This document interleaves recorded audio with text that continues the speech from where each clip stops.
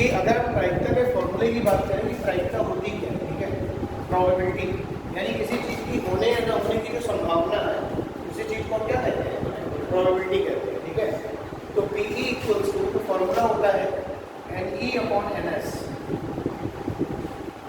NE upon NS ये formula होता है। तो प्रोबेबिलिटी PE का मतलब है प्रोबेबिलिटी ऑफ एनी इवेंट, किसी घटना के होने की संभावना। Probability of any event equals to NE upon NS का मतलब है, NE का मतलब है फेवरेबल आउटकम्स और NS का मतलब है टोटल नंबर ऑफ आउटकम्स।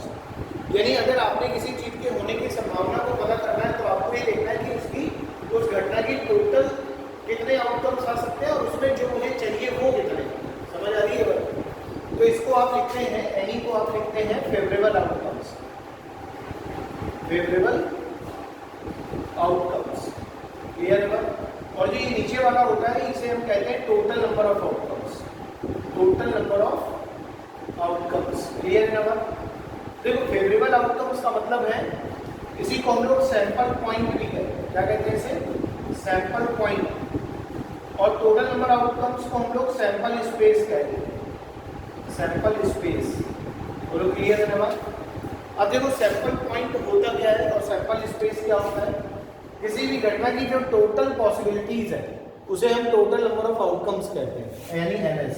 और फेवरेबल आउटकम्स यानी सैंपल पॉइंट क्या होता है, जरा उसको देखेंगे तो आप लिखेंगे सैंपल पॉइंट सबसे पहले, सैंपल पॉइंट, ठीक है। सैंपल पॉइंट में इसकी जो डेफिनेशन है वो क्या है, लिखिए each and every element, each and every element, ठीक है, each and every element of sample space, of sample space is called sample point, sample point। Clear है बात?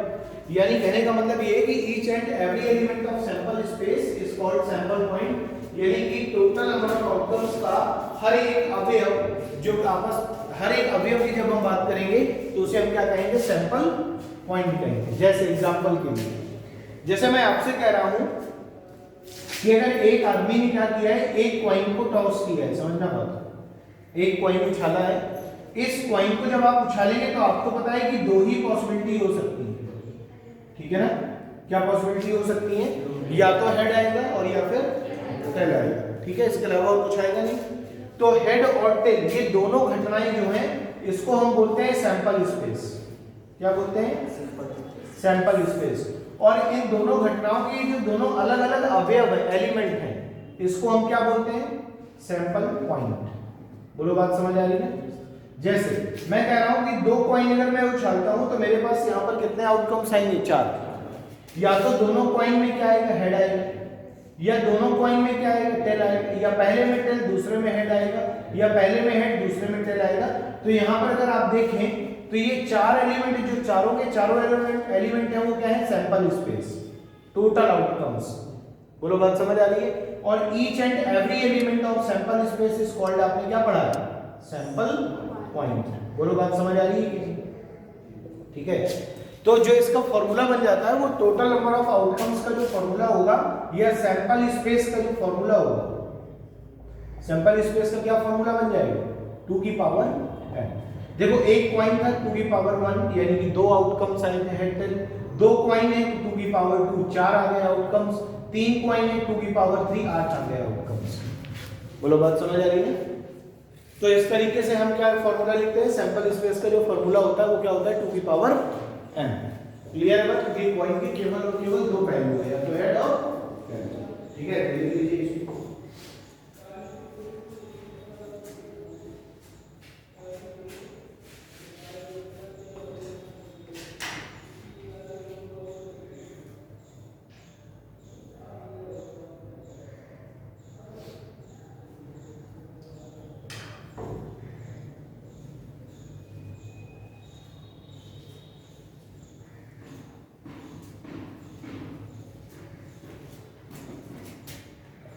ठीक है ना?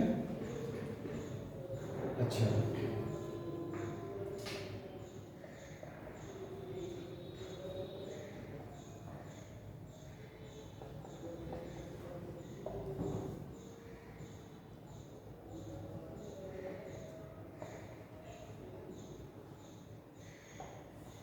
देखें, अब बोला ये जा रहा है कि maximum probability of any event equals to 1, किसी भी चीज की जो अधिकतम संभावना है होने और ना होने की वो क्या होगी, 1 होगी, और मिनिमम प्रोबेबिलिटी क्या होगी, 0 होगी। मान लो वो घटना घटी ही नहीं तो क्या होगी, 0, और मान लो वो घटना घट गई तो क्या होगी, 1। तो जो यहाँ पर प्रोबेबिलिटी की जो रेंज है, रेंज ऑफ प्रोबेबिलिटी वो कितनी हो जाएगी बताओ, 0 PE लेस देन 1, क्या हो जाएगी, प्रोबेबिलिटी की जो रेंज है वो 0 से बड़ी होगी और 1 से छोटी होगी या बराबर होगी, छोटी या बराबर, 0 या बराबर या उससे ज्यादा, 0 से कम नहीं, माइनस में कोई प्रोबेबिलिटी नहीं होगी, ठीक। तो ये इसकी क्या हो जाएगी, रेंज हो जाएगी। तो जब कभी भी आप प्रोबेबिलिटी निकालेंगे किसी चीज की तो एक बात को ध्यान रखना कि जब आंसर आएगा वो हमेशा 1 के बराबर या 1 से छोटा आएगा, बस इससे ज्यादा नहीं। समझ आ रही बात करिए, क्योंकि 1 से ज्यादा प्रोबेबिलिटी बनेगी नहीं, ठीक। तो ये बात होगी रेंज ऑफ प्रोबेबिलिटी, ठीक है। फॉर्मूला ये हो गया PE equals to NE upon NS, ठीक। अब देखो, अब हम लोग बात कर रहे हैं पहले टाइप के क्वेश्चंस, है ना। तो क्वेश्चन आप लिखिएगा, क्वेश्चन बेस्ड ऑन पॉइंट्स, इनको क्या जानते हो, जो प्रश्न है उनको पहले लिखिए। पहला क्वेश्चन,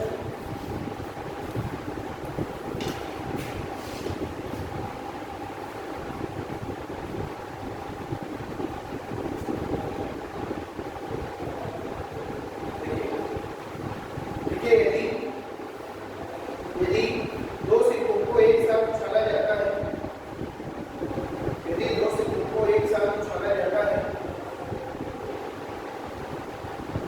तो दोनों सिक्के पर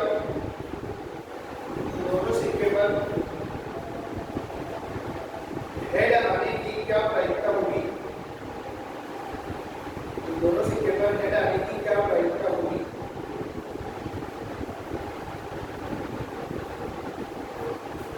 दोनों सिक्के पर हेड आने की क्या प्रायिकता होगी, ठीक है। अब देखो, दो सिक्के उछाले जा रहे हैं तो टोटल सैंपल स्पेस कितने होंगे, टोटल नंबर ऑफ आउटकम्स 4, ठीक है। और वो 4 आउटकम्स कौन कौन से हैं, ये वाले। तो अगर ये सिक्के, आपने 2 सिक्के उछाले तो पॉसिबिलिटी ये होगी कि या तो दोनों में हेड या दोनों में टेल, एक में हेड एक में टेल, और दूसरे में टेल और पहले में टेल और दूसरे में हेड। तो टोटल 4 आउटकम्स मिले, और आपके फेवरेबल क्या है, फेवरेबल का मतलब है जो आपको चाहिए, और आपको चाहिए कि दोनों सिक्के पर क्या है, हेड आए। तो उसकी क्या, कितने सैंपल पॉइंट मिल रहे हैं, केवल एक, हेड आएगा दोनों में। तो आप ऊपर लिखते हैं probability of any event equals to total number of outcomes, total है 4, ऊपर रहता है फेवरेबल आउटकम्स जो आपको चाहिए, तो केवल एक ही सिचुएशन है ये वाली, जिसमें आपको दोनों सिक्के पर क्या चाहिए, हेड। तो प्रायिकता क्या होगी, 1/4, क्लियर है बात, ठीक।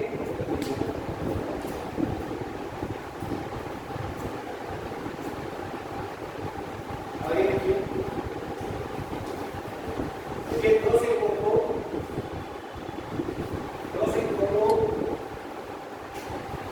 यादृच्छिक उछाला जाता है, यानी कि बिना देखे दो सिक्कों को यादृच्छिक उछाला जाता है, तो दोनों सिक्कों पर कम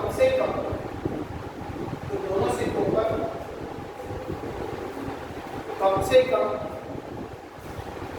एक हेड आने की प्रायिकता ज्ञात कीजिए, कम से कम एक हेड आने की प्रायिकता ज्ञात कीजिए। देखेंगे बोला जा रहा है एटलीस्ट वन हेड, अच्छा एटलीस्ट वन हेड का मतलब है कम से कम एक हेड आए। तो देखो, कम से कम एक हेड का मतलब है कि ज्यादा से ज्यादा कितने भी आ सकते हैं, लेकिन एक तो आना ही आता है। तो यहाँ पर टोटल सैंपल स्पेस तो 4 है, आपको पता है। तो आप कहेंगे probability of any event equals to, ये तो हो गया 4, क्योंकि 2 ही पॉइंट है। अब आपको जो सैंपल पॉइंट चाहिए, फेवरेबल आउटकम, देखो एक हेड इसमें भी आ रहा है, एक हेड इसमें भी आ रहा है, कम से कम एक, और ज़्यादा से ज़्यादा दोनों आ रहे हैं तो भी लिया जा सकता है, क्लियर है ना बात। तो इसका मतलब ये है कि फेवरेबल आउटकम्स जो है वो कितने हो गए, 3। तो आंसर क्या हो जाएगा, 3/4, ठीक है। जैसे मान लो एक प्लेट में 50 रसगुल्ले रखे गए, अब आपसे बोला गया कि कम से कम 10 खाने, तो मतलब है 9 खाओगे तो काम नहीं चलेगा, 10 खाओगे तो काम चल जाएगा, कम से कम 10 खाने का मतलब ज़्यादा से ज़्यादा अगर खा सकते हो तो पूरे, ठीक। तो एटलीस्ट के केस में क्या होता है, ज़्यादा से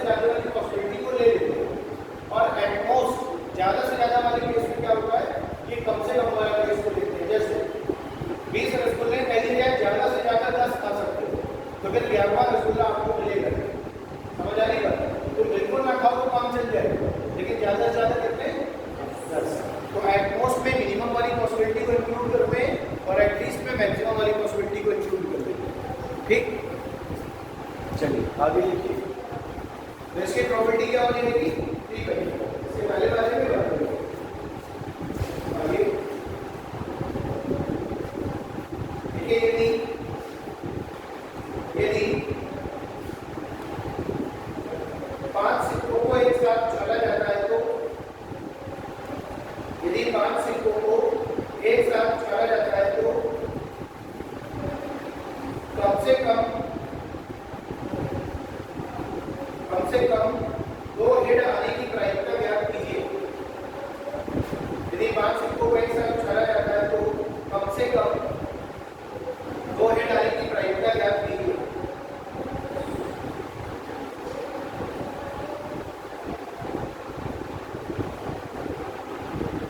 ठीक है, कम से कम कितने हेड आने चाहिए? 2। क्लियर है बात? कम से कम 2, तो ज्यादा से ज्यादा कितने आ सकते हैं? 5। ज्यादा से ज्यादा कितने आ सकते हैं? 5 आ सकते हैं। कितने सिक्के उछाले जा रहे हैं? 5 सिक्के उछाले जा रहे हैं। ठीक है, तो देखिए यार, जैसे मैं आपसे ये कह दूं कि 3 सिक्के उछाले गए, समझना बात। पहले एक एग्जांपल ले रहे हैं, अब इसी से आपको समझ में आ जाएगा। जैसे मैं कह रहा हूं कि 3 सिक्के उछाले गए, कितने सिक्के उछाले गए? 3 कॉइन्स। ठीक है, अब अगर 3 कॉइन्स उछाले जाएंगे, समझना, तो कह दिया जाए कि कम से कम एटलीस्ट कम से कम 2 हेड है। कम से कम कितने हेड हैं? 2 हेड है। इस बात की प्रायिकता ज्ञात करनी है आपको। तो देखो, सबसे पहले अगर 3 कॉइन्स हैं तो टोटल नंबर ऑफ आउटकम्स या सैंपल स्पेस जो आपका बनेगा वो 2 की पावर 3 बन जाएगा। 2 की पावर n का मतलब 3 कॉइन्स। तो टोटल कितने आउटकम्स मिले? 8। टोटल 8 आउटकम्स मिलेंगे। अब देखो, अगर 3 कॉइन्स उछाले जा रहे हैं तो टोटल आउटकम्स बन रहे हैं 8। अब ये जो टोटल आउटकम्स बनेंगे वो किस तरह बनेंगे जरा देखो। पहले बार में तीनों में हेड आ सकता है, फिर 2 हेड 1 टेल आ सकता है तीसरे वाले में, और फिर 1 हेड 1 टेल 1 हेड आ सकता है, इस तरीके से बोलो। और फिर पहले वाले में टेल आ सकता है, दूसरे वाले में क्या आ सकता है? हेड आ सकता है। या फिर तीनों में टेल आ सकता है, 1 में 2 में टेल 1 में हेड आ सकता है, 1 टेल 1 हेड 1 टेल आ सकता है ना, और फिर 1 हेड और टेल आ सकता है। बोलो, क्लियर है बात? इतनी तो पॉसिबिलिटी बनेगी, इससे ज्यादा बनेगी क्या? कुछ और आएगा? नहीं आएगा भाई। या तो 3 हेड या 3 टेल, और इनसे भी 3 चीजें और बन गई। 2 टेल 1 हेड, फिर 2 टेल बीच वाले मतलब इस वाली कॉइन में हेड, और फिर हेड टेल टेल। ठीक है, तो ये 8 आउटकम्स बन गया। बोला ही जा रहा है कम से कम कितने आने चाहिए? 2 हेड। तो कम से कम 2 हेड का मतलब है कि ज्यादा से ज्यादा 3 हेड भी ले सकते हैं ना। तो 1 हेड वाले को तो नहीं लेंगे, तो 1 हेड वाले में देखो ये वाली पॉसिबिलिटी हट जाएगी, ये हट जाएगी, ये हट जाएगी ना, इसमें 1 हेड आ रहा है। आपको 2 हेड वाली चाहिए, तो देखो एक तो ये ले सकते हैं, ये ले सकते हैं, ये ले सकते हैं, और ये ले सकते हैं कि नहीं? कम से कम 2 हेड का मतलब है 2 तो रहे हैं। अगर 3 के 3 हेड भी आ जाएंगे तो भी काम चल जाएगा। तो टोटल कितने हो गए फेवरेबल आउटकम्स? 4। और total number of outcomes 8। Cancel out कर दिया, कितना आ गया? 1/2। क्लियर है बात? अब इसी क्वेश्चन को मैं एक दूसरे तरीके से भी कर सकता था। क्या? जब भी आपके कॉइन्स बढ़ेंगे, देखो 1 कॉइन आएगा हेड टेल, 2 कॉइन आएंगे 4 outcomes head head tail tail head tail tail head, 8 आएंगे, सॉरी 3 आएंगे तो 8 सैंपल स्पेस बना लोगे, है ना।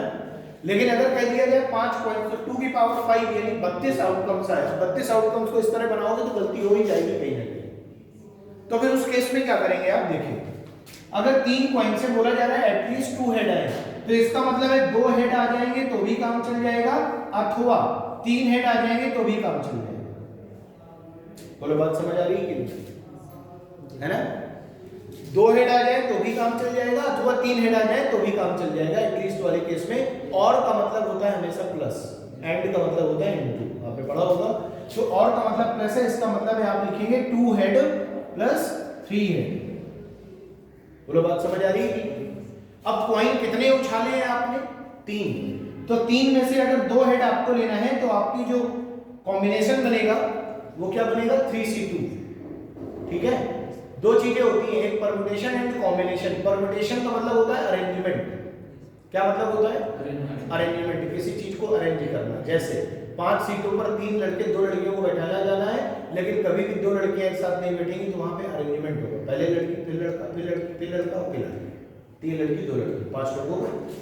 तो अरेंजमेंट लगता है परमुटेशन में, और परमुटेशन में जब अरेंजमेंट लगता है तो यहाँ सी की जगह पी हो जाता है। तो एनपीआर और सीपीआर दो फॉर्मूले बनते हैं परमुटेशन एंड कॉम्बिनेशन में, एनपीआर और एनसीआर। पी का मतलब है परमुटेशन और सी का मतलब है कॉम्बिनेशन। कॉम्बिनेशन का मतलब होता है सिलेक्शन ऑफ एनीथिंग, किसी चीज की चॉइस सेलेक्ट किया करना, और परमुटेशन का मतलब होता है किसी चीज का अरेंजमेंट, अरेंज किया करना। समझ आ रही है बात? सूटकेस वाला क्वेश्चन आपने पढ़ा होगा, किसी सूटकेस में लॉक वाला ताला जिसमें नंबर सेट करते हैं तो उसमें क्या होता है अरेंजमेंट, कौन सा आपका लॉक खुलेगा किस नंबर से, वो अरेंजमेंट। तो एनपीआर का फॉर्मूला होता है n factorial upon n minus r factorial. Clear है बात? एनसीआर का फॉर्मूला क्या होता है, n factorial upon r factorial और n माइनस r फैक्टोरियल, ये फॉर्मूला होता है। ठीक है, अब इसको सॉल्व करने का जो तरीका है, जैसे कहीं पे लिखा है 5c2 और कहीं लिखा है 5p2, दोनों में डिफरेंस क्या है? n का मतलब है टोटल, यानी टोटल कितनी चीजें हैं 5। क्लियर है बात? तो यहाँ हो गया 5 का फैक्टोरियल अपॉन, और नीचे p2, देखो p है, p का मतलब है परमुटेशन। फॉर्मूला क्या होता है n factorial upon n minus r factorial. n का मतलब हो गया 5 और r का मतलब हो गया 2, तो 5 माइनस 2 का फैक्टोरियल। फैक्टोरियल का मतलब होता है किसी चीज का मल्टीप्लिकेशन 1 तक। जैसे कहीं लिखा है 5 फैक्टोरियल तो क्या लिखेंगे 5 × 4 × 3 × 2 × 1, और इसी को आप लिख सकते थे 5 × 4 फैक्टोरियल। इस चीज समझ आ रही है बात? तो इसको अपन लिख देंगे क्या 5 फैक्टोरियल अपॉन 3 फैक्टोरियल, तो इसको लिख देंगे 5 गुणे 4 गुणे 3 फैक्टोरियल, और नीचे 3 फैक्टोरियल निकाल दिए, कैंसिल आउट, यानी कितना आ गया 20।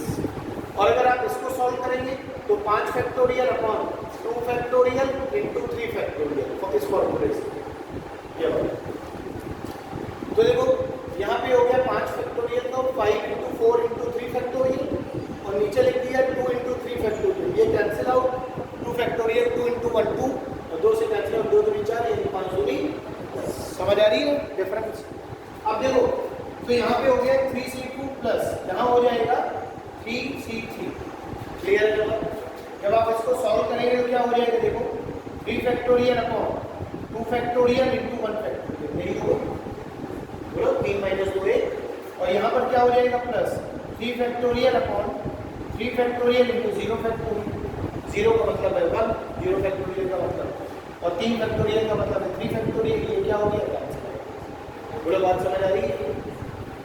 ठीक है, तो यहाँ पर जरा देखो, इसको जब सॉल्व करेंगे ये बन जाएगा 3 गुणे 2 फैक्टोरियल, नीचे 2 फैक्टोरियल, ये कैंसिल आउट, यहाँ बचा 3 और यहाँ बचा 1, भाग देंगे तो 1 बचेगा ना, तो 3 और 1 कितना हो गया 4।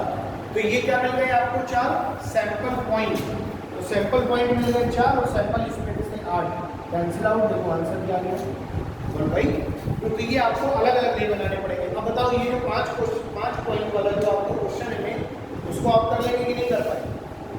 देखिए 5 वाले में क्या बोला जा रहा है, एटलीस्ट कितने हेड चाहिए 2, तो आप क्या लिखेंगे 2 हेड में क्या है तो भी काम चल जाएगा, और 3 हेड में भी काम चलेगा, 4 में भी काम चलेगा, और 5 में भी काम चलेगा। बोलो, तो यहाँ पे आप लिखेंगे 5c2 प्लस, यहाँ लिखेंगे 5c3 plus 5c4 plus 5c5। Solve करिए इसको और बताइए।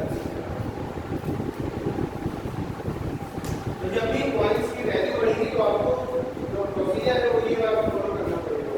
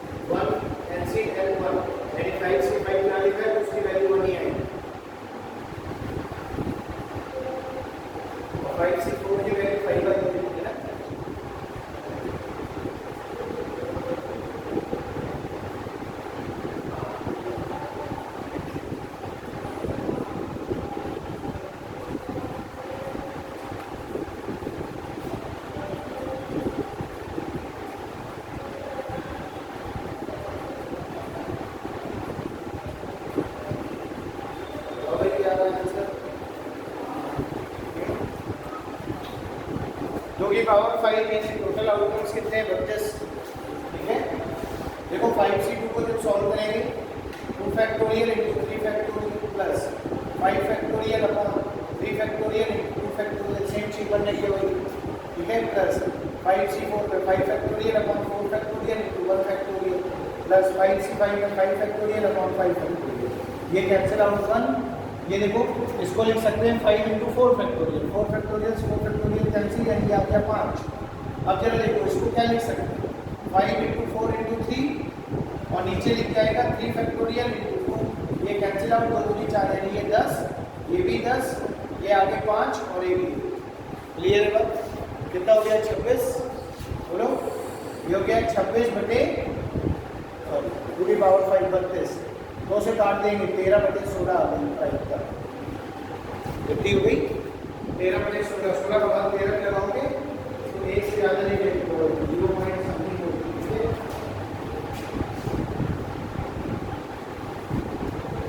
16 के 128 0.8 के आसपास, ठीक है। इस तरीके से इसको सॉल्व कर लेंगे।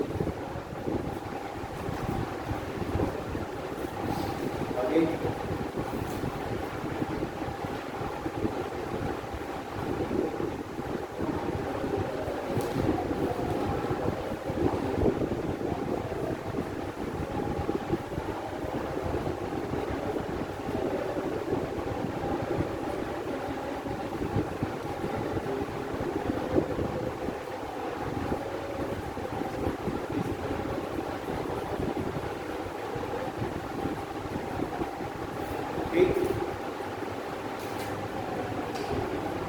वगैरह का भी बताइए। जब 3 सिक्के एक साथ उछाले जाते हैं तो, जब 3 सिक्के एक साथ उछाले जाते हैं तो कम से कम 3 सिक्के एक साथ उछाले जाते हैं तो कम से कम एक टन आने की प्रायिकता ज्ञात कीजिए, कम से कम एक टन आने की प्रायिकता ज्ञात कीजिए,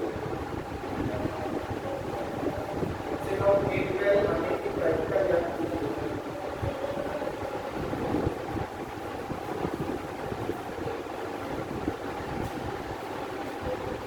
एटलीस्ट 1 में क्या होगा, 1 भी आ सकता है, 2 भी आ सकता है और 3 भी आ सकता है, तो 3c1 plus 3c2 plus 3c3।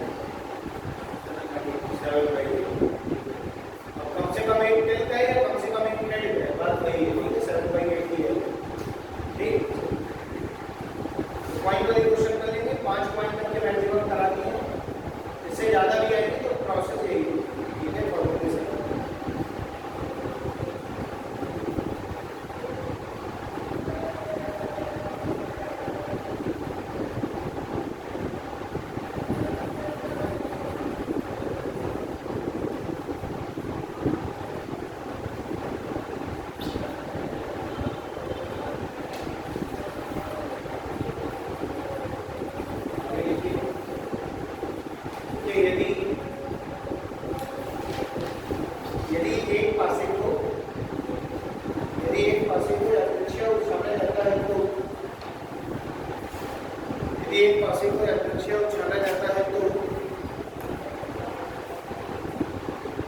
यदि एक पासे को यादृच्छिक उछाला जाता है तो सम अंक आने की प्रायिकता ज्ञात कीजिए, तो सम अंक आने की प्रायिकता ज्ञात कीजिए।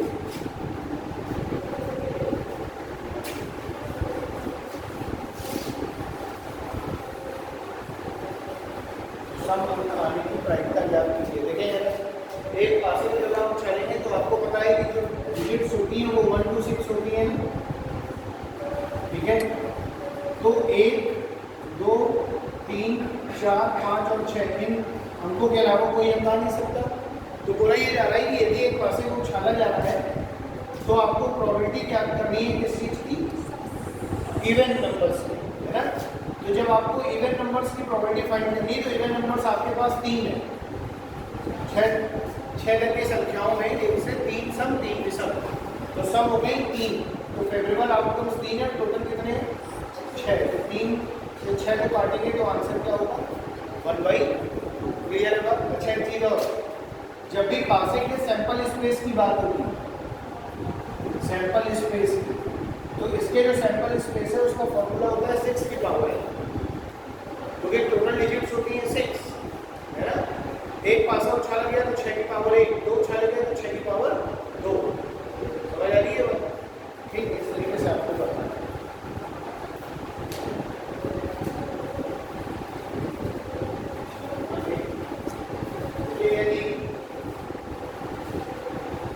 यदि दो पासों को एक साथ उछाला जाता है,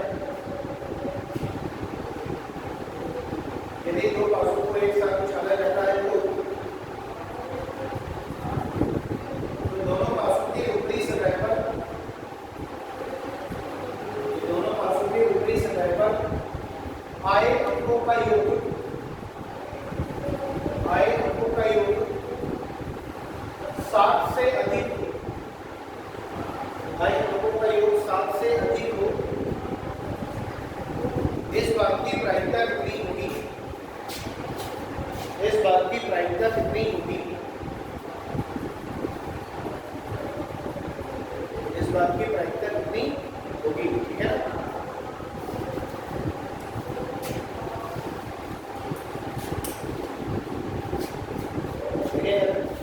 ये बताइए टोटल अगर मैं बात करूं तो यदि दो डाइस को एक साथ उछाला जा रहा है तो सबसे पहले इनके सम के बारे में बात करो। अब देखो जैसे दो डाइस आपने एक साथ उछाली है, एक डाइस ये मान लीजिए और एक डाइस ये मान लीजिए, ठीक है। अब इनकी ये जो ऊपरी सतह है इस पर जो आया अंक है उनका सम 7 से कम होना चाहिए, ज्यादा, इस बात की प्रायिकता निकालनी है आपको। तो जब भी आप पासा फेंकते हैं तो इसकी ऊपरी सतह पर कम से कम अगर दोनों में अंक आएगा तो पाव आएगा, कम से कम, और ज्यादा से ज्यादा आएगा तो 6 और 6 आएगा, इससे ज्यादा तो नहीं आएगा। तो कम से कम अगर पाव आता है तो सम कितना होगा 2, मिनिमम सम। 2 से ज्यादा अगर इसमें पाव है, इसमें 2 आ गए तो 3, 4, 5, 6, 7, 8, 9, 10, 11, 12, कम से कम 2, ज्यादा से ज्यादा 12। लिखने का तरीका क्या, 2 से 12 तक की जब हम बात कर रहे हैं तो देखो 5, 5, 10 है 11, 11 अंक है, और 11 अंक के लिखने का तरीका है कि आधे को इधर लिखो, आधे को इधर लिखो, और जो एक्स्ट्रा बच रहा उसे मिडिल में डालो इधर नीचे। तो भैया 2 से लेकर के 6 तक इधर चला, 5 अंक, 6वां अंक 7 इधर रख दिया और 8वां अंक इधर से 8, 9, 10, 11, 12। तो ये तो सम की केसेस हो गए। अब जरा देखो 2 और 12, यहाँ पे लिखेंगे 1, यहाँ पे लिखेंगे 2, यहाँ पे लिखेंगे 3, यहाँ पे लिखेंगे 4, यहाँ पे लिखेंगे 5 और यहाँ पे लिखेंगे 6। ये क्या लिखा है हमने, ये हमने लिखा है number of chances, number of chances. इसका मतलब क्या है कि अगर आपके दोनों पासों की ऊपरी सतह पर पाव आ रहा है तो इसके लिए नंबर ऑफ चांसेस क्या है 1, ये दोनों में पाव आ जाएगा। अच्छा, अगर 3 आने की प्रायिकता, उसके लिए नंबर ऑफ चांसेस क्या होंगे 2। कैसे, मान लो पहले वाले में पाव 1 आ जाए, दूसरे वाले में 2 आता, या पहले वाले में 2 आता दूसरे वाले में 1 आता, है ना। तो ये जो लिखी है ये लिखे हैं कि कितने प्रकार से ऐसे आ सकता है। जैसे यहाँ पर 3 के बाद 4 लिखा होता मान लीजिए, तो 4 की नंबर ऑफ चांसेस क्या है 3। 4 कैसे कैसे आ सकता था, 1 और 3, 3 और 1, 2 और 2, नंबर ऑफ चांसेस कितने हो गए 3। तो आपसे बोला गया है कि दोनों पासों के ऊपरी सतह पर आने वाले अंकों का योग 7 से अधिक हो। तो देखो भैया 7 से अगर अधिक होगा तो 7 यहाँ नीचे तो जा ही नहीं सकते, कहाँ जाएंगे ऊपर की ओर, 8 आ सकता, 9, 10, 11, 12 ये सब आ सकते हैं। तो 8 के लिए नंबर ऑफ चांसेस कितने हैं 5, 9 के लिए 4, 10 के लिए 3, 11 के लिए 2, 12 के लिए 1। तो सम 7 से ज्यादा हो तो 7 से ज्यादा कितना, ये मुझे पता नहीं है ना। तो टोटल सैंपल पॉइंट यानी फेवरेबल आउटकम्स कितने हो गए? 2 1 3 3 3 6 6 4 10 10 5 15। ये हो गया 15/36, 6 का स्क्वायर 2 डाइज है, तो 3 से काट देंगे जब, तो 3 5 15 और 12 नहीं है 36, क्या प्रायिकता बन गई? 5/12 डिवाइड करके लिख लो, और से ज़्यादा नहीं होगा। समझ आ रही है? ठीक है।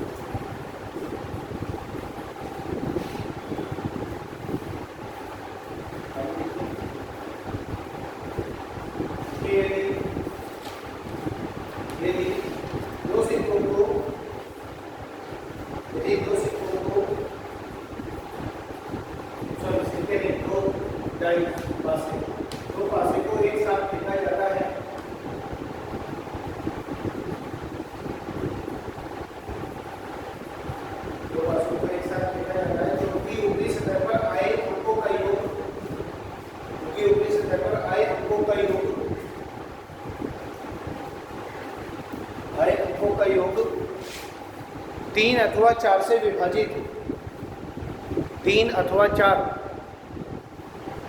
से विभाजित हो, 3 अथवा 4 से विभाजित हो, इस बात की प्रायिकता ज्ञात कीजिए। 3 अथवा 4 से विभाजित हो, इस बात की प्रायिकता ज्ञात कीजिए, इस बात की प्रायिकता ज्ञात कीजिए। ठीक है, अब देखिए, तो सम तो ऐसे लिखे रहेंगे, नंबर ऑफ चांसेस ऐसे लिखे रहेंगे, दोनों सिक्कों के दोनों पासे की ऊपरी सतह पर आए अंकों का योग 3 अथवा 4 से विभाजित हो। 3 अथवा 4 का मतलब है या तो 3 से विभाजित हो जाए या 4 से विभाजित हो। 3 अथवा 4, अगर ये कहता 3 तथा 4 तो वो अंक कॉमन ऐसा अंक होना चाहिए जो 3 और 4 से विभाजित, लेकिन यहाँ क्या बोला गया? 3 अथवा 4, तो देखो 3 से 3 विभाजित होता है। ठीक है, तो एक तो अंक मिल गया 3, 3 से विभाजित हो जाएगा, और 3 से क्या विभाजित होगा? 6, तो 6 भी विभाजित हो जाएगा, 9 भी और 12 भी। बोलो, बात समझ आ रही है? अच्छा, 4 से विभाजित होने के लिए अगर हम देखो तो 4 से क्या विभाजित होगा? 4, फिर 8 और फिर 12, तो 4, 8 और 12, तो 3 अथवा 4 से विभाजित हो, ये बोला गया है। तो 3 से विभाजित होने वाले अलग लिख लो, 4 से विभाजित होने वाले अलग लिख लो। अब देखो 3 से विभाजित होने वाले हैं, तो 3 का नंबर ऑफ चांसेस कितने थे इसके लिए? 2। बोलो, 6 के लिए नंबर ऑफ चांसेस कितने हैं? 5। 9 के लिए नंबर ऑफ चांसेस कितने हैं? 4। और 12 के लिए नंबर ऑफ चांसेस कितने हैं? 1 प्लस। अब देखो 4 के लिए नंबर ऑफ चांसेस कितने हैं? 3। 8 के लिए नंबर ऑफ चांसेस कितने हैं? 5। और 12 के लिए नंबर ऑफ चांसेस कितने हैं? 1। तो टोटल नंबर ऑफ चांसेस को क्या कर लिया है? तो देखिए 5 3 8 1 9 1 10 10 8 14, 14 और 17 21, 21/32। बोलो, सॉरी 21/36, 3 से काट देंगे 7/12। बोलो, बात समझ आ रही है? 3 अथवा 4 से, अगर ये कहता 3 तथा 4 से विभाजित, तो 3 और 4 से विभाजित होने वाला और सबसे छोटी से छोटी संख्या एलसीएम 12 हो, तो 12 के लिए नंबर ऑफ चांसेस क्या है? 1, 1/36 आ जाता है। 3 तथा 4, लेकिन ये 3 अथवा 4, तो आंसर क्या है? 7/12। ठीक,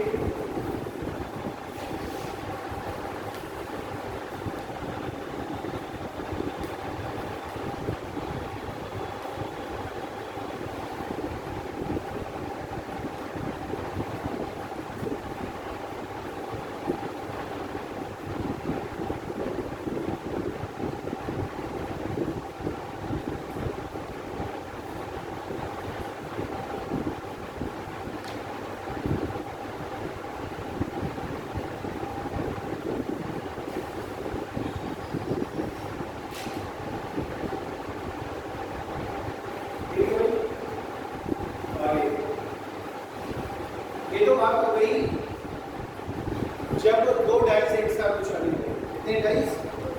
दो डाइस से ज्यादा आ जाए, मान लो 3, मैक्सिमम 3 तक का ही क्वेश्चन आएगा, इससे ऊपर नहीं आएगा।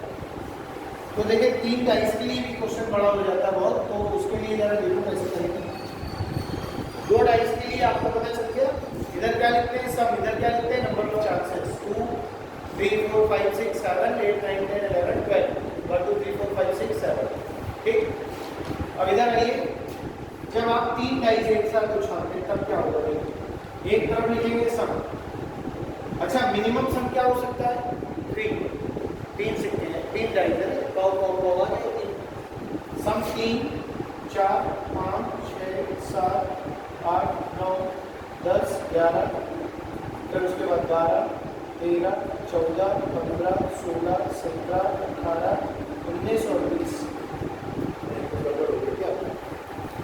18 आना चाहिए सब, 18 से ज़्यादा नहीं आएगा, है ना? 18 से ज़्यादा नहीं होगा, इसका मतलब ये हुआ कि 3 से 18, 3 4 5 6 7 8 9 10 11 12 13 14 15 16 17 और 18, देख दिया? ठीक है, अब जरा देखो, इधर कितनी संख्याएं हो गई? 8, और इधर कितनी संख्याएं हो गई? 8, 16 संख्याएं हो गई। ठीक, अब देखो यहाँ तो आपने सम लिख दिया भाई, मिनिमम सम देखो क्या हो सकता है? 3 हो, मैक्सिमम 18, तो 3 18 इधर लिख दो, इधर नंबर बढ़ाते चले जाओ, इधर घटाते चले जाओ, आखिरी में ये 10 और 11। ठीक है, अब जरा देखिए, यहाँ भी आप लिखेंगे number of chances, number of chances. ये 3 पॉइंट्स के लिए नंबर ऑफ चांसेस थोड़ा याद करने में दिक्कत आती है। देखो कैसे, यहाँ पे नंबर ऑफ चांसेस क्या होगा? ये क्यों? या तो 3 है या 18, उसके लिए एक ही केस है, 6 6 6 नंबर ऑफ चांसेस। अब जरा देखो 4 के लिए क्या होगा? 4 के लिए 3 पॉइंट उछाले गए हैं, फिर 2। ठीक है, फिर क्या हो सकता है? 3 डाइस के लिए 2 हो सकता है ना? इस तरीके से टोटल कितने बनेंगे? 4 बना के देखेंगे आप कितने बनेंगे, तो सॉरी 3। तो पहले आप 1 में क्या जोड़ेंगे? 2, तो क्या बन गया? 3। फिर 3 में आप क्या जोड़ेंगे? 3, तो क्या बन गया? 6। 6 में 4 जोड़ेंगे क्या बन गया? 10। 10 में 5 जोड़ेंगे क्या बन गया? 15। तो 15 में फिर 6 जोड़ेंगे क्या बन गया? 21। समझ आ रही है बात? पहले क्या लिखा?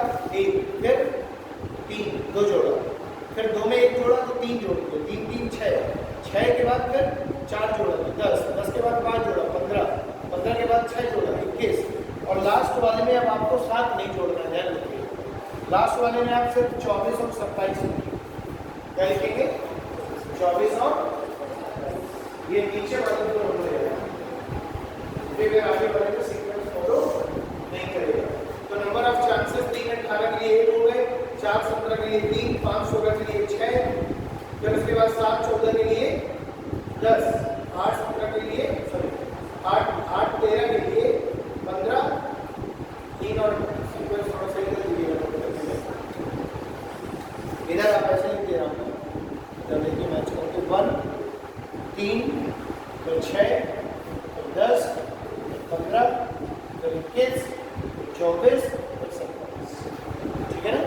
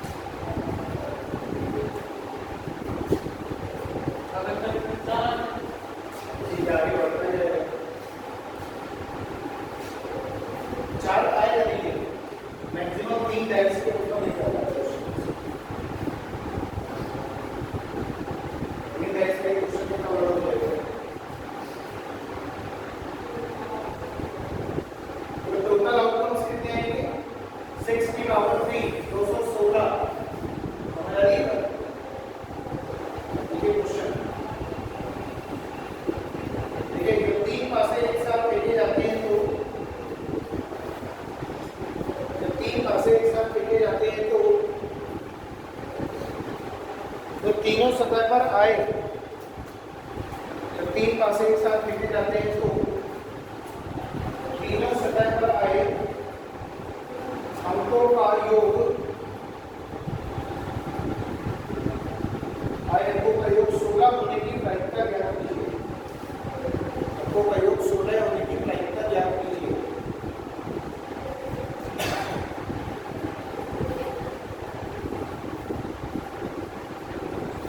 ठीक है, क्या हो जाएगा? 6 में 216, ठीक, 1/36।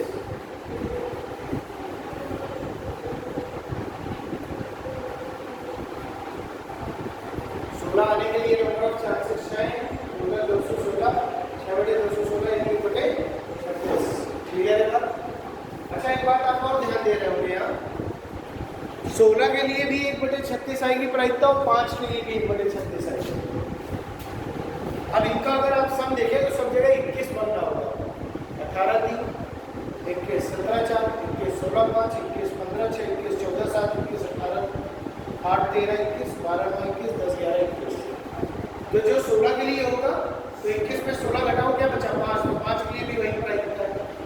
जो 13 की प्रायिकता होगी वही 8 की प्रायिकता होगी। समझ आ रही बात?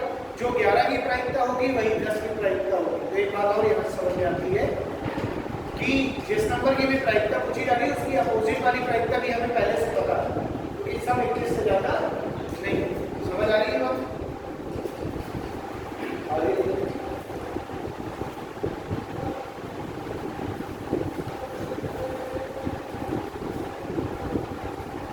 अब देखो, जैसे इसमें क्या था कि 3 पॉइंट के लिए, जैसे मैं आपसे कहूं कि उस नंबर की प्रायिकता ज्ञात कीजिए जो 3 और 4 का गुणज हो। क्या हो? 3 और 4 का गुणज। तो 3 और 4 का गुणज क्या हो सकता है? 12 और फिर 24। 24 है क्या यहाँ पे? 3 और 4 का गुणज क्या बना? 12। और 12 के लिए यहाँ पर नंबर ऑफ चांसेस क्या है? 25/216 प्रायिकता होगी। तो आगे तो आप समझ लोगे कि क्वेश्चन जैसा पूछा गया होगा वैसा ले लीजिए। ठीक है, अब आगे देखिए question based on clause. Question based on clause ये होगा लाइन। ठीक है, एक बैग में 3 लाल के, एक बैग में 3 लाल के, 4 काली के,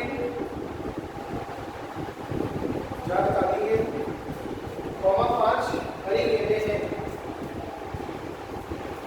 3 लाल 4 काली और 5 हरी गेंदे हैं। 3 गेंदे यादृच्छिक रूप से निकाली जाती है। ठीक है, 3 गेंदें यादृच्छिक रूप से निकाली जाती हैं। तो सभी गेंद हरे रंग की हों, इस बात की प्रायिकता ज्ञात कीजिए। तो सभी गेंद हरे रंग की हों, तो सभी गेंद हरे रंग की हों, इस बात की प्रायिकता ज्ञात कीजिए। सभी गेंद हरे रंग की हो, इस बात की प्रायिकता याद कीजिए। देखिए यार, बोला जा रहा है कि एक बैग है, इस बैग में टोटल कितनी बॉल है? ये 12। किस किस कलर की? 3 रेड बॉल होनी चाहिए, 4 ब्लैक बॉल होगी और 5 ग्रीन बॉल। तो टोटल बॉल कितनी होगी? 12। अब आपको प्रोबेबिलिटी किस बात की निकालनी है कि जो आपने रैंडम 3 बॉल निकाली वो सभी की सभी किस रंग की हो? ग्रीन रंग। एक बात बताओ, सबसे पहले टोटल सैंपल स्पेस क्या होगा? PE = NE/NS। यही फॉर्मूला पढ़ा है आपने। तो NS की जब हम बात कर रहे हैं तो टोटल बॉल तो 12 है, 12 में सेलेक्ट कितनी करनी है? 3। 12 बॉलों में से आपने 3 गेंदें बाहर निकाली हैं, तो टोटल सैंपल स्पेस 12C3, ठीक। और सिलेक्शन आपको किस गेंदों का करना है? ग्रीन बॉलों का।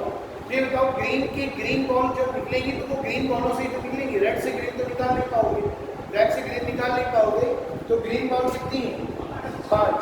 तो 5 में से 3 बॉल ग्रीन हो, ये हमारा सैंपल पॉइंट हो गया। 5 ग्रीन बॉल में से 3 ग्रीन बॉल आपने निकाली है, और ये सभी की सभी जो 3 बॉलें निकाली गई वो 12 गेंदों से निकाली। जब हम इसको सॉल्व करते हैं तो ऊपर आ जाएगा 5 फैक्टोरियल अपॉन क्या हो जाएगा? 3 फैक्टोरियल इंटू 2 फैक्टोरियल, है ना। तो उधर बन जाएगा 5 इंटू 4 अपॉन 2 यानी 10। कितना आ जाएगा सॉल्व करने पर? 10। अभी देखो पीछे सॉल्व कराया आपने इसे, ऊपर 10 आ गया और नीचे देखो क्या आ जाएगा? ये 12 फैक्टोरियल अपॉन ये हो जाएगा आपका 3 फैक्टोरियल इंटू 9 फैक्टोरियल हो जाएगा। इसको लिख सकते हैं 12 गुणे 11 गुणे 10 गुणे 9 फैक्टोरियल। इसको लिख सकते हैं 3 गुणे 2 गुणे 9 फैक्टोरियल। 9 से 9 कैंसिल, और 3 दूनी 6, 6 दूनी 12, 11 दूनी 22, 22 गुणे 220, ये हो गया 220। ये कैंसिल आउट, आंसर आ गया 1/22। क्या आंसर आ गया? 1/22, ठीक है।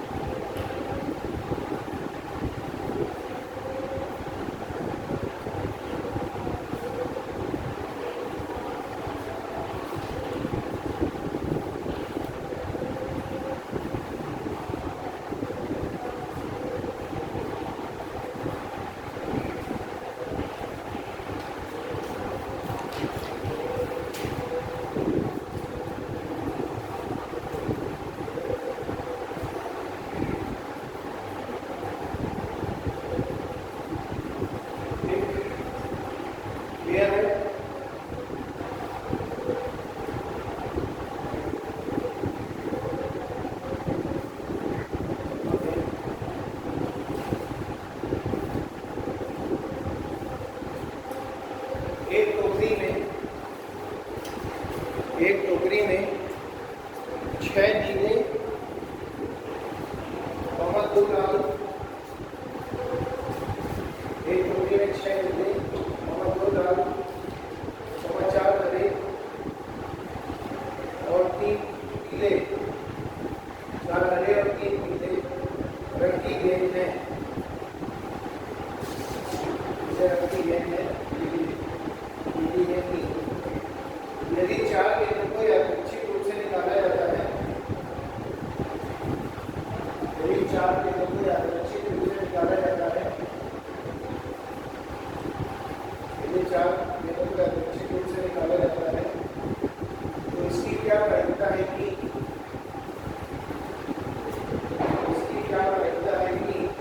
वो गेंद लाल और वो गेंद हरे रंग की है। इसकी क्या प्रायिकता है कि 2 लाल और 2 हरे रंग की गेंदें हैं।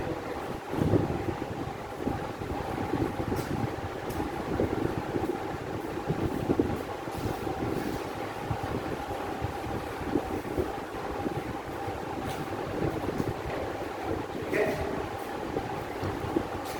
देखो जो बॉल है वो किस किस डिफरेंट कलर की हैं। पहली बताओ किस कलर की है? ग्रीन, ब्लू, कितनी? 6। आगे रेड 2, फिर ग्रीन 4, येलो 3। टोटल मिला के 15 बॉल हो गई। कितनी बॉल हो गई? 15। 15 में कितनी बॉलें निकालनी है? 4, तो 15C4। 15 में 4 गेंदें निकाली, और इन 4 गेंदों में 2 गेंदें क्या होनी चाहिए? लाल, और 2 गेंदें हरी। तो लाल गेंद है 2, तो 2 में से 2 लाल निकाल आई, 2C2। समझ आ रही है? और अब साइन इंटू का आएगा कि प्लस का आएगा, ये बड़ा मैटर होता है। तो हमेशा ध्यान रखना, जब तक कोई इवेंट कंप्लीट नहीं हो जाता है तब तक साइन प्लस का, और अगर कंप्लीट हो जाता है तो साइन इंटू। इस बात का मतलब आपको गेंदें कितनी निकालनी थी? 4, अभी अभी आपने कितनी निकालनी है? 2, तो अभी 2 गेंदें रह गई ना निकालनी, ठीक। तो जब आपकी 2 गेंदें और रह गई निकालनी तो आप साइन किसका लगाएंगे? प्लस का। और अब जो अगली गेंदें आपको निकालनी है वो कैसे निकालनी है? ग्रीन, है ना। तो ग्रीन कितनी है? 4, तो यहाँ पे क्या हो जाएगा? 4C2। तो सैंपल पॉइंट क्या बन गया? 2C2 plus 4C2 upon 14C2। Clear है? सॉल्व कर लेंगे आप लोग कि नहीं कर लेंगे? इसकी वैल्यू क्या आ जाएगी? 1, और इसकी वैल्यू क्या आ जाएगी? इसकी वैल्यू आ जाएगी 6, ठीक है। इसकी वैल्यू क्या होगी? 15 factorial upon 4 factorial into 11 factorial, ये हो गया 15 गुणे 14 गुणे 13 गुणे 12, और नीचे हो जाएगा 4 गुणे 3 गुणे 2 गुणे 1, 3 दूनी 6 से 6 दूनी 12 कैंसिल, उसके बाद 2 दूनी 4 और 2 सत्ते 14, यानी ये बन गया आपका 15 गुणे 7 गुणे 13, ये हो गया 7 और ये हो गया 15 गुणे 7 गुणे 13, 7 से 7 कैंसिल हो गया, 1/15 गुणे 13 यानी 15 तिया 45, 225, 1/225। बोलो क्लियर है ना? तो इसमें क्या बन गया? वर्गमूल 25।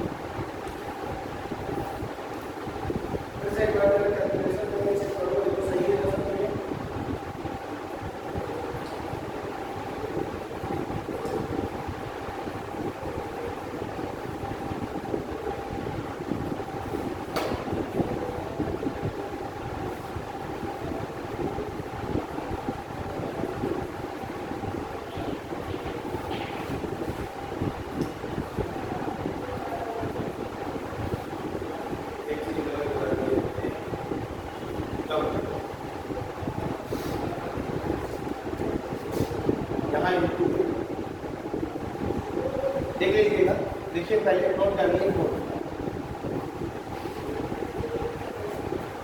देखिए यदि किसी घटना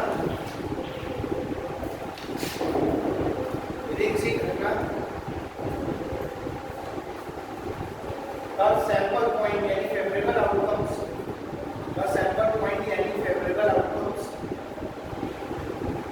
निकालना होगा, तो जब तक घटना यदि किसी घटना का सैंपल पॉइंट या फेवरेबल आउटकम्स निकालना हो, तो जब तक घटना पूर्ण रूप से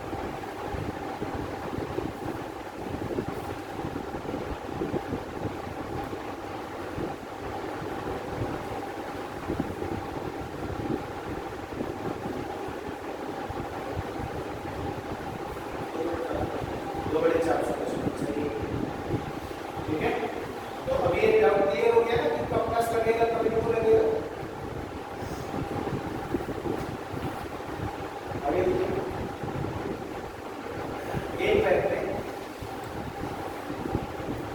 4 काली, 5 सफेद और 6 पीली, 4 ब्लैक, 5 वाइट और 6 येलो रंग की गेंदें हैं। 3 गेंद बैडमिंटन निकाली जाती है।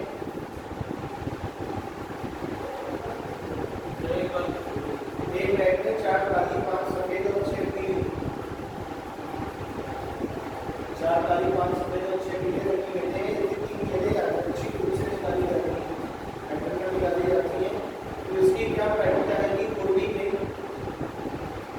तो इसकी क्या प्राथमिकता है कि कोई भी गेंद सफेद रंग की ना हो।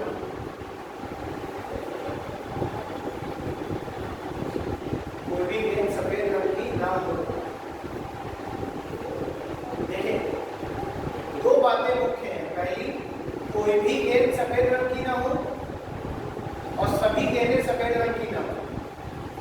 इन दोनों बातों में अंतर है बहुत बड़ा। क्या मतलब है? कोई भी गेंद सफेद रंग की ना हो और सभी गेंद सफेद रंग की ना हो। इन बातों का मुख्य अंतर क्या है वो जरा समझो। बोला जा रहा है कोई भी गेंद सफेद रंग की ना हो, समझना। बताओ जरा टोटल बॉल्स कौन कौन से कलर की? ब्लैक बॉल हो गई 4, आगे व्हाइट बॉल हो गई 5 और येलो बॉल हो गई 6। टोटल बॉल हो गई 15। ये काली कितनी गई? 3, है ना? तो 15C4 होगा, 15C3 होगा। अब सैंपल पॉइंट कैसे कहा जाएगा? बोला जा रहा है कोई भी गेंद क्या ना हो, सफेद रंग की ना हो, यानी none ball is white colour. ठीक है, तो none ball is white colour का मतलब है कि कोई भी गेंद तो व्हाइट नहीं हो सकती।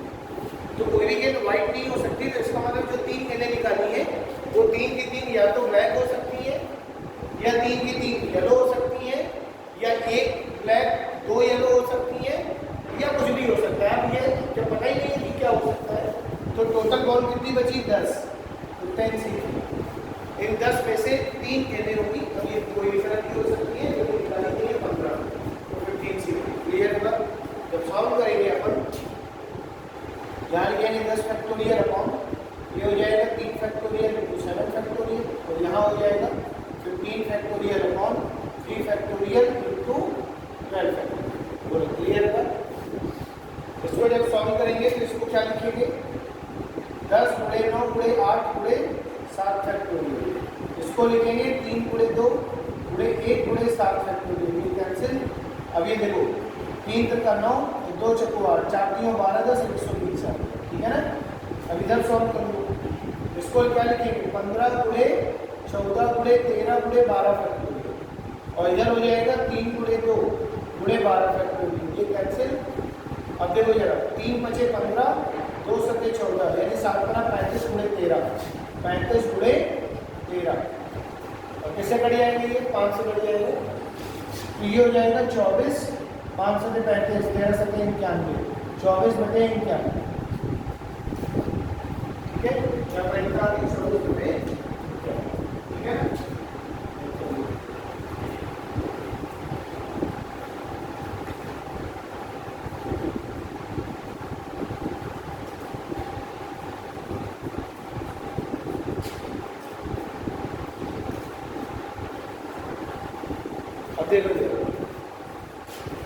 इस केस में और उस केस में अंतर क्या था? बोला जाए none ball is white colour, और अगर बोल दिया जाए all ball is not white colour, इसका मतलब है सभी गेंदें सफेद रंग की नहीं होंगी। यानी जो 3 गेंदें आपने निकाली है वो सभी गेंदें क्या नहीं होनी चाहिए? सफेद रंग की नहीं होनी चाहिए। लेकिन 2 तो हो सकती है, सभी नहीं होनी चाहिए। 1 हो सकती है, 2 हो सकती है। ठीक है, ये दोनों बातों का मुख्य अंतर है, नन और इनका ये डिफरेंस होता है। ठीक है, तो अगले वाले में एक क्वेश्चन जो है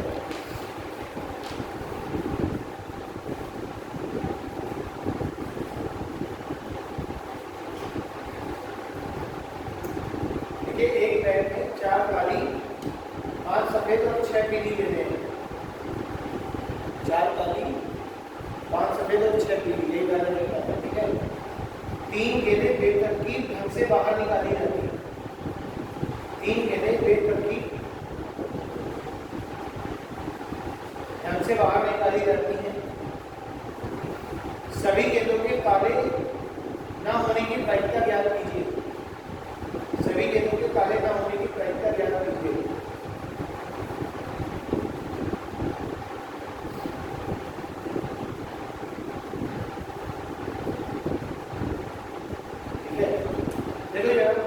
सभी गेंदें क्या ना हो,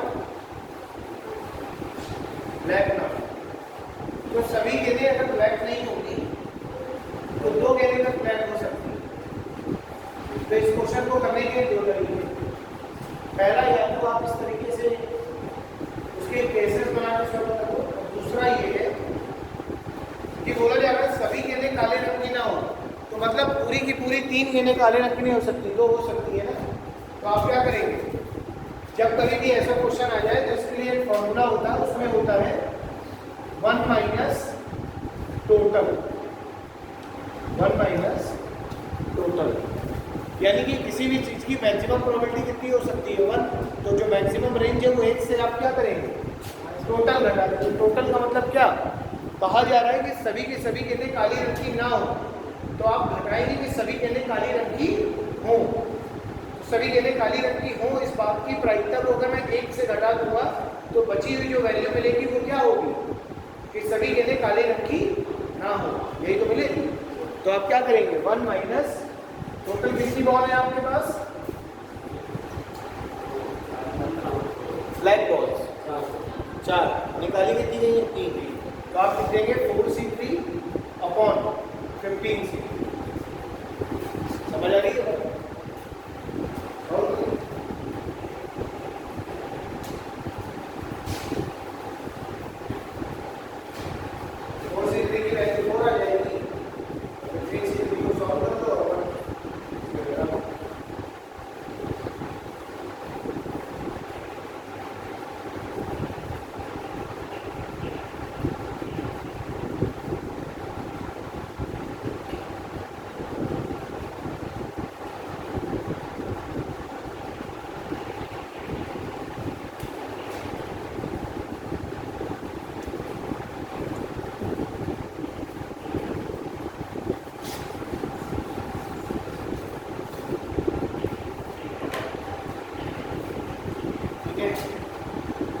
ब्लैक बॉल कितनी थी, 6 और 5, कौन सा कलर, वाइट, येलो। अगर मैं केस बनाता, cases of this particular question को क्या होगी, बोला जा रहा है कि सभी की सभी गेंदें काले रंग की ना हो। अच्छा बताओ, सभी की सभी गेंदें काले रंग की नहीं होगी, लेकिन एक गेंद तो काले रंग की हो सकती है ना। तो पहला केस क्या बनेगा, 1 ब्लैक 2 अदर, बोलो, एक काली मिल गई, 2 अलग रंग की मिल गई, वो कौन सी है, येलो है, व्हाइट है, ये पता नहीं, ठीक है। आगे जाके देखिए case number 1, case number 2, 2 black मिल जाए, 1 अदर मिल जाए, ये केस हो गया। अब इनको बनाने का तरीका क्या है, देखो, एक ब्लैक है 4 तो 4C1 इनटू, अभी इवेंट कंप्लीट नहीं हुआ ना, तो इनटू का साइन, 2 अदर का मतलब है ब्लैक को छोड़ने के बाद 6 5 11, ये हो गया 11C2, क्लियर हो। और अपॉन क्या हो जाएगा 15C3 प्लस एक इवेंट कंप्लीट, 2 ब्लैक का मतलब है 4C2 इनटू, उसके बाद देखो 4C2 हो गया ना। अब अदर बॉल कितनी है 11, ये हो जाएगा 11C1 अपॉन 15C3। आप जब इस चीज को सॉल्व करेंगे तो भी आंसर वही मिलेगा जो आपने 1 माइनस सॉल्व वाला किया, क्या करके देखिए, ठीक है ना।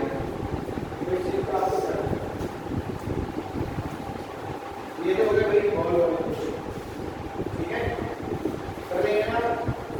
अब आगे लिखिए questions based on cards, questions based on cards.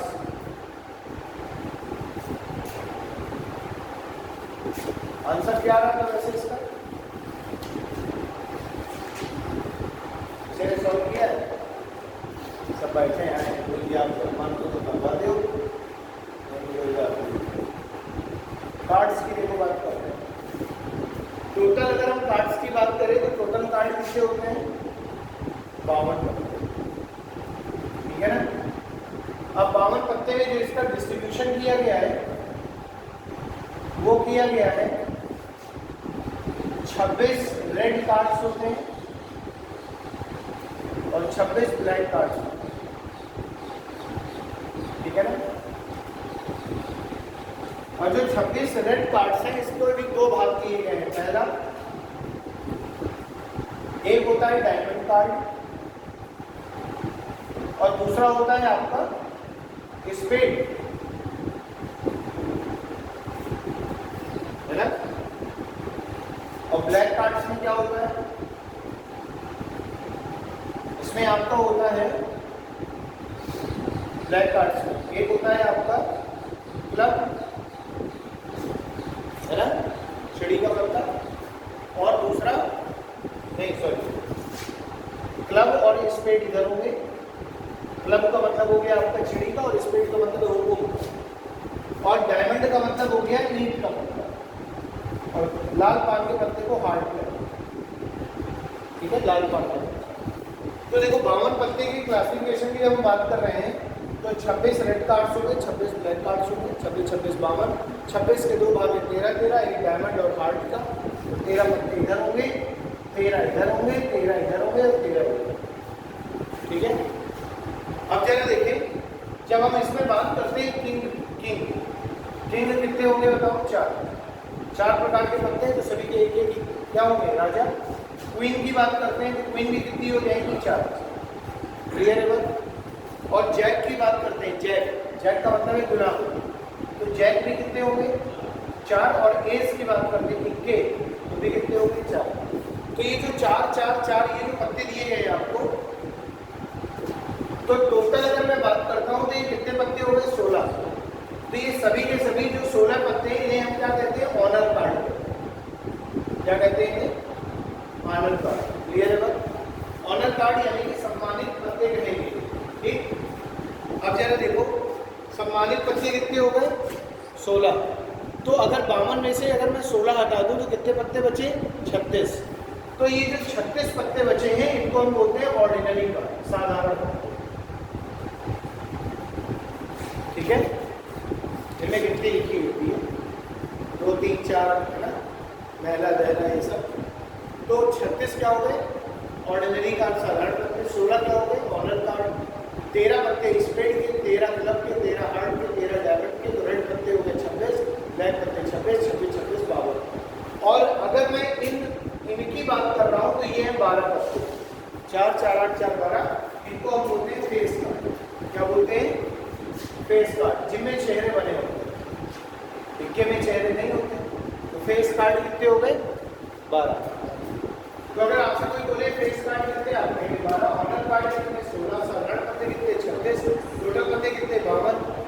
2 प्रकार के पत्ते हैं, रेड 26, ब्लैक 26। रेड में 2 पार्ट, हार्ट और डायमंड के 13 13, ब्लैक के 2 पार्ट, स्पेड और क्लब के 13। समझ आ रही है? ये जो पूरा उसकी क्लासिफिकेशन हुई है कि पत्ते जो हैं वो किस किस प्रकार के और कितने कितने, ठीक है। तो ये बात हुई आपके पूरे पत्ते को, ठीक है। अब पत्ते जब आपसे निकालने के लिए बोला जाएगा तो आप हमेशा क्या करेंगे? 52 पत्तों में से एक पत्ता निकालेंगे, ठीक है। तो टोटल जो सैंपल स्पेस होता है वो हमेशा कितना होता है? 52। 3 पत्ते निकाले तो 52 C3, 1 निकाला तो 52 C1, 2 निकाले तो 52 C2। सैंपल पॉइंट जैसे बॉल आप निकाल रहे हैं, इसी तरीके से यहाँ पे भी 2 पत्ते, आपने जो पत्ते निकाले हैं उसमें ईंट का पत्ता हो। अगर कह दिया जाए कि पत्ते निकालेंगे उसमें ईंट का पत्ता हो तो आप क्या कहेंगे? कैसे लगाएंगे प्रॉब्लम? ईंट के कितने पत्ते हैं? 13। तो 13 C1, एक पत्ता निकाला वो भी ईंट का, तो 13 C1 बटे 52 C। तो 13 बटे 52 भैया के LCM का मतलब है होता है, तो 13 बटे 52 यानी कि प्रोबेबिलिटी होगी 1/4। समझ आ रही? इस तरीके से आगे आपके क्वेश्चन आपको करते हैं, ठीक है। अभी आपने क्लासिफिकेशन डाल दी है, क्वेश्चन अगली क्लास में करेंगे, ठीक।